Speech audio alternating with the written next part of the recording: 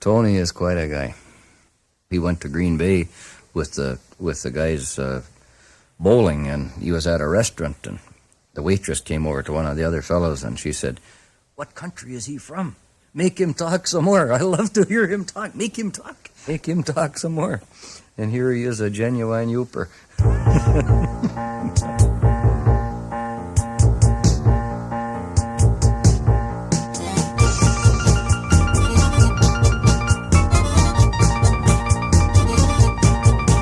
I was born in a blizzard in a Willie's Jeep. The Yoopie blood in my veins runs deep. But I moved down here back in 65, 'cause the mine closed down and I had to survive.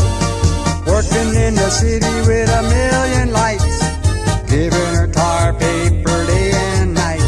The foreman says I'm a working fool, 'cause I earn my pay, I don't break no rule. If I didn't need to work, I wouldn't be here. I'd be back home on the last frontier, getting me some of that culture shock, listening to some Yooper Talk.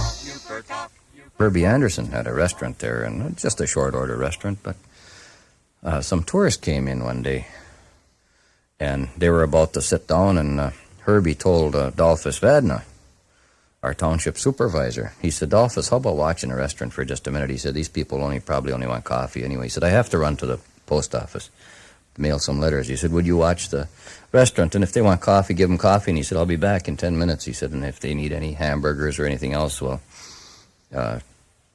wait until I get back." No, he said, "Okay." So Herbie left, and this old farmer that lived out in the country had pigs, and he'd come to the restaurant every day, and he picked up garbage. And of course, when you're picking up garbage, you don't put clean clothes on. And this guy had, when you'd see him, he had the snuff dribbling down his chin on both sides, and he had the same clothes on for 2 weeks. He'd been out in the cow barn shoveling manure and in the pig pen, and he stunk and looked terrible, And Adolphus heard this guy out in the kitchen, rattling around, and he never thought too much of it, but he thought he'd play a little trick on these tourists.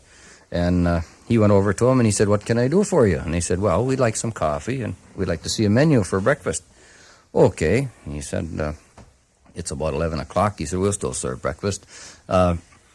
He got the coffee to him, and they said, "Well, how about the menu?" He said, "Just a minute, I'll call the chef." And he could hear Pittu out there rattling around in the kitchen, and he says, "Hey, Pittu, come out here." So Pittu comes to the door, and there he is, a sight to behold. Cow manure, pig manure, snuff juice down his face, and those tourists just got right up and left the restaurant right there. They never did come back. He said, "I'll call the chef." Here he comes, silhouetted in the door.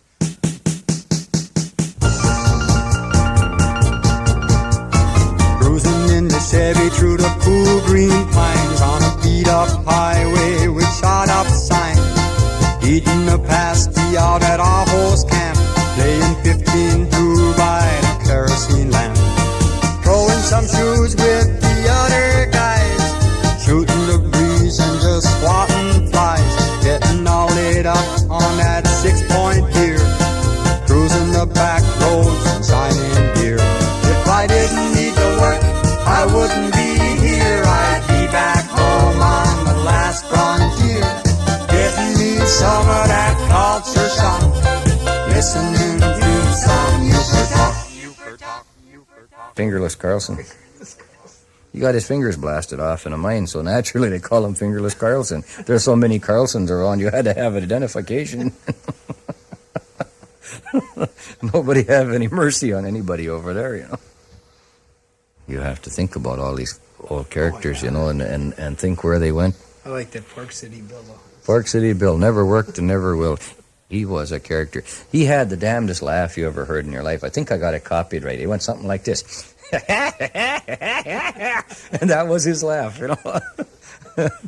I've never heard anybody laugh like that, but it was so infectious. Farmer, friend of mine, came over to my house one day, and it was a Sunday afternoon, and I was really getting ready to go on a snowmobile trip. Of course, I was working on a snowmobile up on the back of the pickup, and he made about 3 circles around that pickup. Now, Toisto talked a little different than most people. He had kind of a high-pitched voice, and if I could imitate his voice, I'll give you an idea of what it sounded like. He made these 3 trips around my pickup truck watching me working feverishly to get my snowmobile ready to go on a trip. And he looked at me and so innocently and he says, "Gee whiz, you got a wife, you got kids, you got cows, you got chickens, you got tractors. What the heck do you need a snowmobile for? Ain't you got troubles enough already?" Werner was a boss down in a pit at Republic, and he had fallen a lot of times in the mine, but it was kind of a slippery day, wintertime, snow and ice all over the shovel, and he went up on a catwalk, and there was part of the catwalk had got knocked off, and he slipped up there, and he fell right off about 16 feet, and the guy is up in age, and he was rolling around down on the rocks down below, and holy mackerel, everybody run down and said, "Are you okay, Werner?" He jumped up, he said, "You can't kill Werner, I'm too tough." If I didn't need to work, I wouldn't be here. I'd be back home on the last frontier, getting me some of that culture shock, listening to some Yooper Talk. Yooper Talk, Yooper Talk, Yooper Talk.